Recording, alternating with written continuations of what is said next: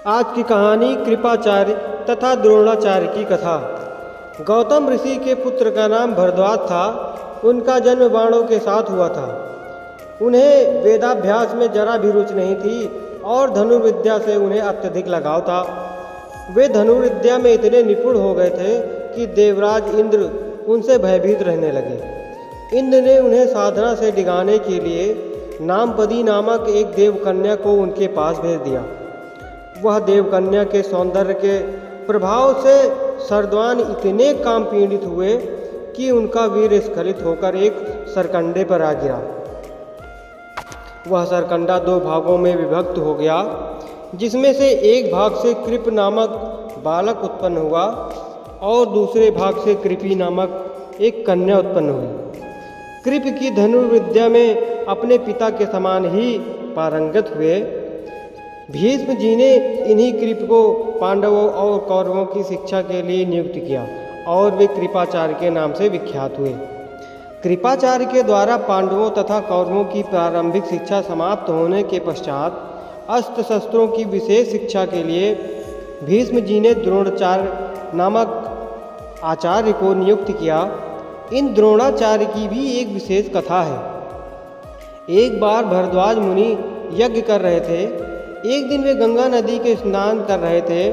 वहाँ पर एक घृतार्थी नामक एक अप्सरा को गंगा स्नान करके निकलते हुए देख लिया।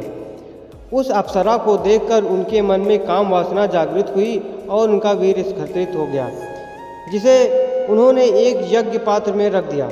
कालांतर में उसी यज्ञ पात्र से द्रोण की उत्पत्ति हुई। द्रोण अपने पिता के आश्रम में ही रहते हुए चारों वेदों तथा शस्त्रों के ज्ञान को पारंगत हो गए। द्रोण के साथ प्रशस्त नामक राजा के पुत्र द्रुपद भी शिक्षा प्राप्त करते थे तथा दोनों में प्रगाढ़ मैत्री हो गई थी। उन्हीं दिनों परशुराम अपनी समस्त संपत्ति को ब्राह्मणों में दान करके महेंद्राचल पर्वत पर तप कर रहे थे। एक बार द्रोण उनके पास पहुंचे और उनसे दान में देने का अनुरोध किया। इस पर परशुराम बोले, वत्स, तुम विलंब से आए हो। मैंने तो अपना सब कुछ पहले ही ब्राह्मणों को दान में दे डाला। अब मेरे पास केवल अस्त्र शस्त्र ही बचे हैं। तुम चाहो तो इन्हें भी दान में ले सकते हो। द्रोणा यही चाहते थे, अतः उन्होंने कहा, हे गुरुदेव, आपके अस्त्र शस्त्र प्राप्त करके मुझे अत्यधिक प्रसन्नता होगी, किंतु आपको मुझे इन शस्त्रों को शिक्षा देनी होगी तथा विधि विधान भी बताना होगा। इस प्रकार परशुराम के शिष्य बनकर द्रोण अस्त्र शस्त्रादि समस्त विद्याओं के अभिभूतपूर्व ज्ञाता हुए। शिक्षा प्राप्त करने के पश्चात द्रोणाचार्य विवाह कृपाचार्य की पत्नी कृपी के साथ हो गया। कृपी से उनका एक पुत्र हुआ। उनके उस पुत्र के मुख से जब जन्म हुआ उस समय अश्व की ध्वनि निकली। इसके लिए उसका नाम अश्वत्थामा रखा गया। किसी प्रकार का राजाश्रय प्राप्त न होने के कारण द्रोण अपनी पत्नी कृपी तथा पुत्र अश्वत्थामा के साथ निर्धनता के साथ रह रहे थे। एक दिन उनका पुत्र अश्वत्थामा दूध पीने के लिए मचल उठा, किंतु अपनी निर्धनता के कारण द्रोण पुत्र के लिए गाय के दूध की व्यवस्था न कर सके।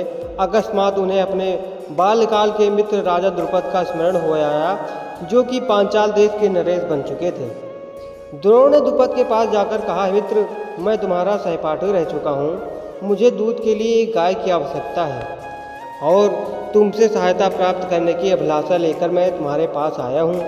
इस पर द्रुपद अपनी पुरानी मित्रता को भूलकर तथा स्वयं के नरेश होने के अहंकार वश में आकर उन्होंने द्रोण पर बिगड़ उठे और कहा, तुम्हें अपना मित्र बताते हुए लज्जा नहीं आती?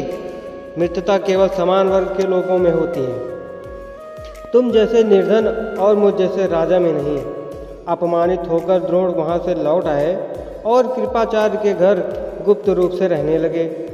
एक दिन युधिष्ठिर आदि राजकुमार जब गेंद खेल रहे थे तो उनकी गेंद एक कुएं में जा गिरी। उधर से गुजरते हुए द्रोण से राजकुमारों ने गेंद को कुएं से निकालने के लिए मदद मांगी। द्रोण ने कहा, यदि तुम लोग मेरे परिवार तथा मेरे लिए भोजन का प्रबंध करो तो मैं तुम्हारा गेंद निकाल दूंगा। युधिष्ठिर बोले, देव, यदि हमारे पितामह की अनुमति हुई तो आप सदा के लिए भोजन पा सकेंगे।